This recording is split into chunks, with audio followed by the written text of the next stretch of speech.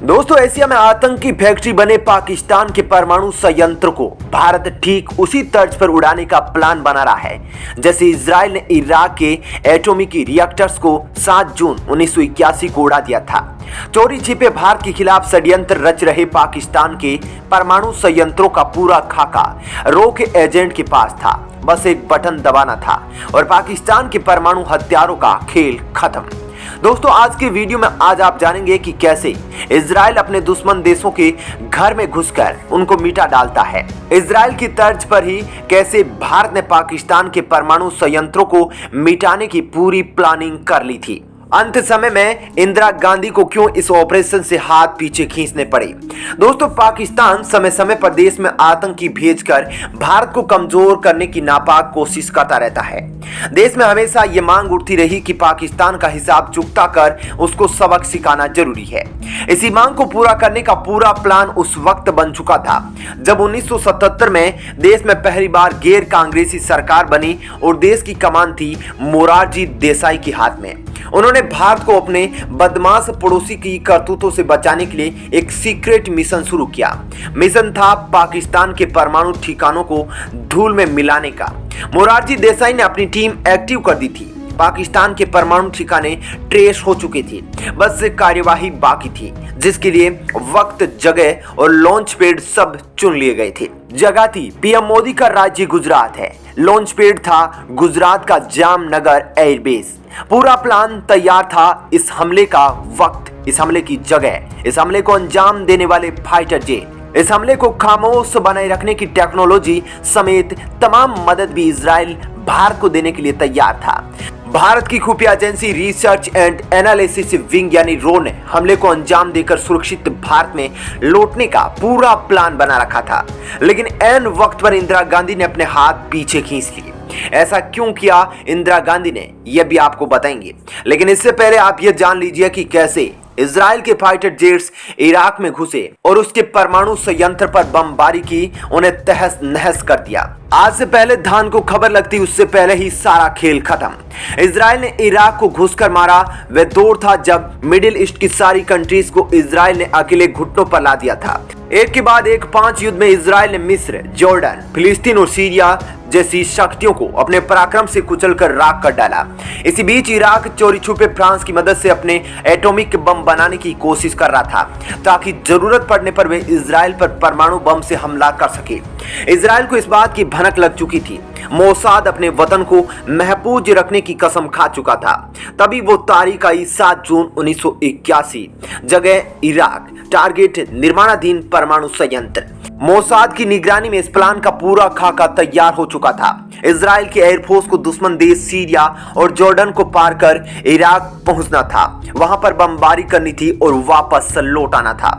यह मिशन जितना आसान दिख रहा था उतना ही आसान नहीं था, क्योंकि इजराइल के सामने इसे पूरा करने के लिए बहुत सी चुनौतियां थी। इजराइल नहीं चाहता था कि उसकी कार्रवाई की भनक किसी को लगे, लिहाजा वह अपने देश को लॉन्च पैड इस्तेमाल नहीं करना चाहता था। इसके लिए चुना गया मिस्र के रेगिस्तान में बना सेनाई एयरपोर्ट, जो उस वक्त इजराइल के कब्जे में था। यह एयरपोर्ट इराक में 6000 किलोमीटर दूर था। आने जाने में 12000 किलोमीटर से ज्यादा बिना रिफ्यूलिंग कैसे तय होती। इराक तक पहुंचने में 3 देशों की सीमाएं लांघना, वह भी बिना किसी को भनक लगे, नामुमकिन था। तारीख 7 जून 1981। इजराइल की वायुसेना के 8 F-16 विमान और F-15 विमान अपने अंजाम की ओर बढ़ रहे थे। बीच में थी 3 विरोधी देशों की सीमाएं, जॉर्डन, सऊदी अरब और इराक। कोई रडार विमानों को पकड़ ना पाए, लिहाजा इन विमानों को भयंकर खतरा मोल लेते हुए 120 मीटर की ऊंचाई पर उड़ाया गया। मिस्र के सेना एयरपोर्ट से ये इजरायली फाइटर जेट्स इराक के ओसिरक में दाखिल हुए। तब इनकी ऊंचाई थी जमीन से मात्र 30 मीटर, ताकि इराक के सभी रडार सिस्टम को धोखा दिया जा सके। जितना नीचे ये फाइटर जेट्स उड़ रहे थे, उसमें अगर कोई 3 मंजिला इमारत रास्ते में पड़ती तो क्रैश होना लगभग तय था। मिशन की राह में फ्यूल भी परेशानी रोड़ा ना अटके, लिहाजा विमानों में अलग से फ्यूल टैंक जोड़ा गया, जो इस्तेमाल होने के बाद जॉर्डन के रेगिस्तान में फेंक दिया गया। शाम को 5:30 पर इन विमानों ने टारगेट यानी इराक के परमाणु संयंत्र से 20 किलोमीटर दूर से उड़ान भरी और 2130 मीटर की ऊंचाई पर पहुंचकर 1110 किलोमीटर प्रति घंटे की रफ्तार से इराक के परमाणु संयंत्र पर दनादन 16 बम की बौछार कर दी। परमाणु संयंत्र तबाह हो चुका था। इराक ने जवाबी हमला किया। एंटी एयरक्राफ्ट बंदूकें तानी जब तक इजरायली विमानों पर यह शोले बरसाती, तब तक वे 12,000 फीट की ऊंचाई पर पहुंचकर वापस से लौट चुके थे। कोई भी इराकी विमान इजरायल की विमानों का पीछा नहीं कर सका। इस सर्जिकल स्ट्राइक में इराक के 11 सैनिक और 1 फ्रांस के नागरिक की जान चली गई। संयुक्त राष्ट्र ने इजरायल के हमले की निंदा की थी, लेकिन इजरायल के पेशानी पर बल तक नहीं पड़ा। इजरायल के खिलाफ किसी भी तरह की कार्रवाई नहीं हुई थी। इजरायल इसी सर्जिकल स्ट्राइक का रिप्ले भारत के पक्ष में पाकिस्तान की कठुआ परमाणु संयंत्र पर भी करना चाहता था। इसके लिए खाका खींच लिया गया था। जिसे एयरबेस से यह सर्जिकल स्ट्राइक होती वह था गुजरात जामनगर एयरबेस, क्योंकि खाड़ी देशों से भारत में एंट्री के लिए यह वही एयरबेस एंट्री गेट का काम करता था। पाकिस्तान के परमाणु संयंत्रों को निशाना बनाने का जिक्र deception Pakistan the United States and the secret trade in nuclear weapons नामक किताब में मिलता है। पत्रकार एड्रियन लेवी और एथरीन एक्सलोट मिस्कोट ने दावा किया था कि भारत ने जगुआर विमानों की मदद से पाकिस्तान के कठुआ परमाणु रिएक्टर पर हमला करने की योजना बनाई। इसके लिए फरवरी 1983 में भारत के टॉप मिलिट्री ऑफिसर ने इजरायल का सीक्रेट दौरा किया था और उन्होंने कठुआ परमाणु संयंत्र की जानकारी इकट्ठा करने वाले जासूसी उपकरणों की तकनीक की जानकारी ली थी। इजरायल ने भारत को पाकिस्तान के F-16 विमानों के बारे में तकनीकी जानकारी भी दी थी। योजना के मुताबिक 6 F-16 लड़ाकू विमान और 6 F-15 लड़ाकू विमान से उड़ते और दक्षिणी सागर के रास्ते से जामनगर में लैंड करते। जामनगर में इसके पायलट और सदस्य आराम करते और जरूरी बदलाव करते। इसी दौरान इजरायली कार्गो विमान C-17 जम्मू कश्मीर के उधमपुर हवाई अड्डे पर विस्फोटकों को और अन्य उपकरणों के साथ लैंड करता। F-16 लड़ाकू विमान को जामनगर से उड़कर हवा में ही फ्यूल भरवाते हुए उधमपुर पहुंचना था और आसमान से आग बरसाने के लिए इजरायल के फाइटर जेट का बेड़ा पाकिस्तान में एंट्री करता उधमपुर से।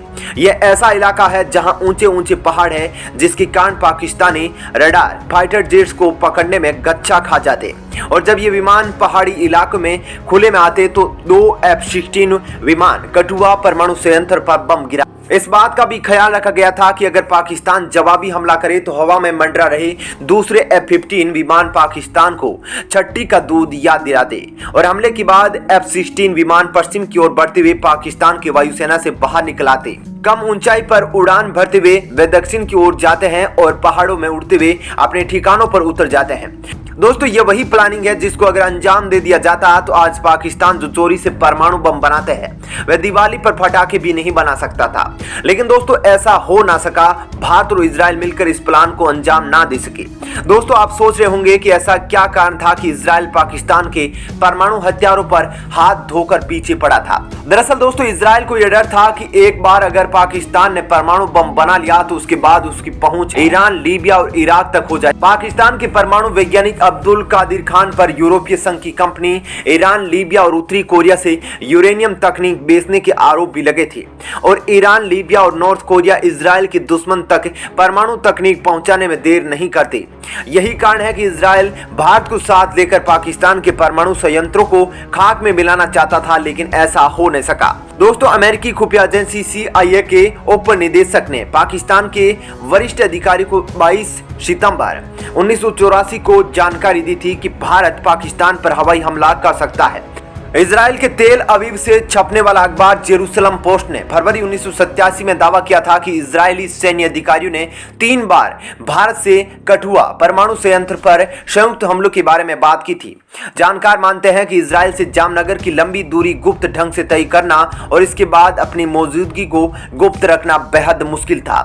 बस इन्हीं 2 कारणों से भारत और इजरायल द्वारा बनाया गया पाकिस्तान के परमाणु संयंत्र को खाक करने की योजना को कभी अंजाम नहीं दिया गया। तो दोस्तों, भारत और इजरायल के इस मिशन को जिसको कभी अंजाम नहीं दिया गया, उस पर आपकी क्या राय है? क्या आपको लगता है कि भविष्य में भारत और इजरायल दोबारा ऐसी किसी और प्लान को अंजाम देंगे? आप अपनी राय हमें कमेंट बॉक्स में लिख कर दे सकते हैं।